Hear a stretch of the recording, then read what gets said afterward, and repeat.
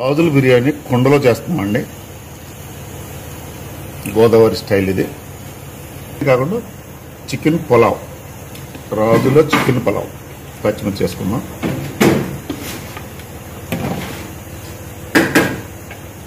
కుండ వేడెక్కాలండి. వేడెక్కింది. ఇప్పుడు ఇందులో పచ్చిమిర్చి వేసాం కదా, పచ్చిమిర్చి తర్వాత ఉల్లిపాయలు వేద్దామండి. ఉల్లిపాయలు వేద్దామండి. ఉల్లిపాయలు వేస్తాం. ఉల్లిపాయలు కొంచెం వేగనివ్వండి.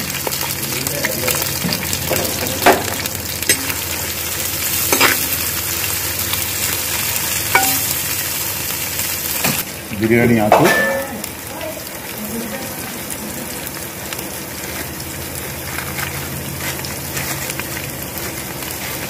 బిర్యానీ ఆకు వేసాం కదా, లవంగ మొగ్గలు,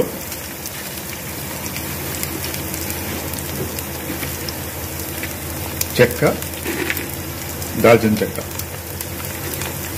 జాపత్రి, అనాస పువ్వు,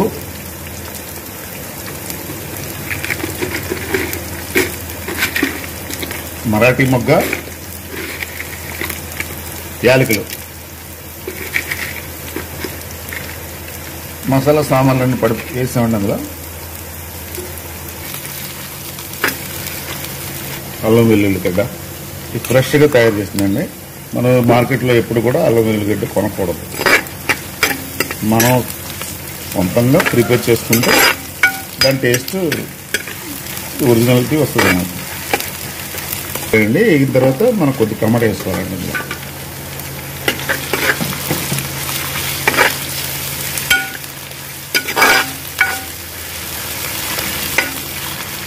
అన్ని వేగినాయి. మనం ఇందులో చికెన్ వేద్దామండి.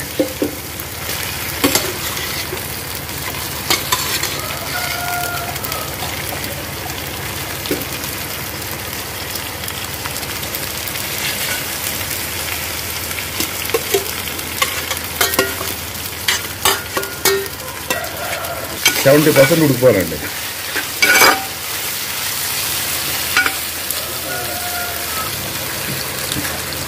చికెన్కి సరిపడా సాల్ట్ వేస్తున్నాను.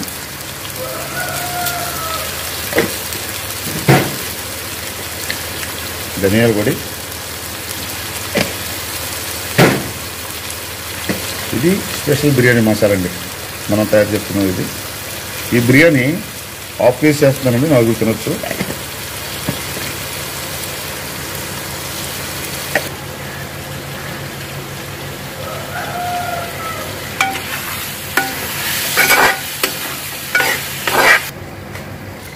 చికెన్కి సరిపడా కారం వేస్తున్నానండి.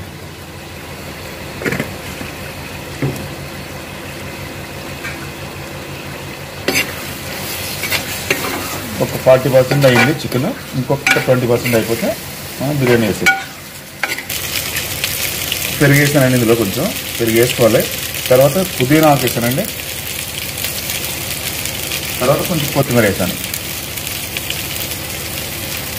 అన్నీ ఇలా ఇంకొక 5 నిమిషాలు ఉడికితే మనకి పులావ్ రెడీ అయిపోతుంది. కొన్ని ప్రాంతాల్లో బిర్యానీ అంటారు, గోదావరి స్టైల్లో మాత్రం ఇది రాజుల పులావ్, కుండలో చేసే రాజుల పులావ్ చేస్తున్నానండి.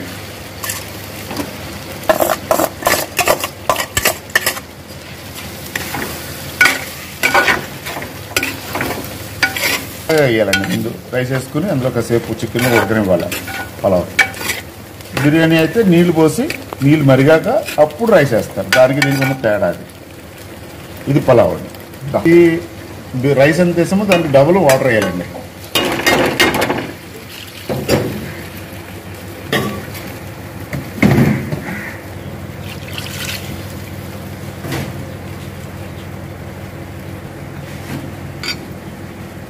చికెన్లోకి సరిపడా ఉప్పు వేస్తానండి. ఇప్పుడు వాటర్ సరిపడా ఉప్పు వేసుకోవాలండి.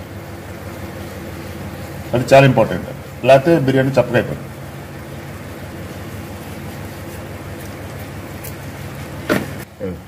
ఇందులో నెయ్యి వేయాలండి. నెయ్యి వేస్తాం.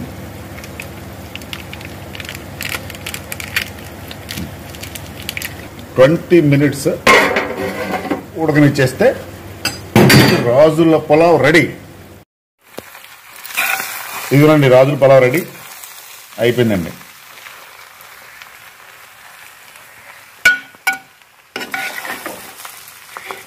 అదులు పులావ్ రెడీ అయిపోయిందండి.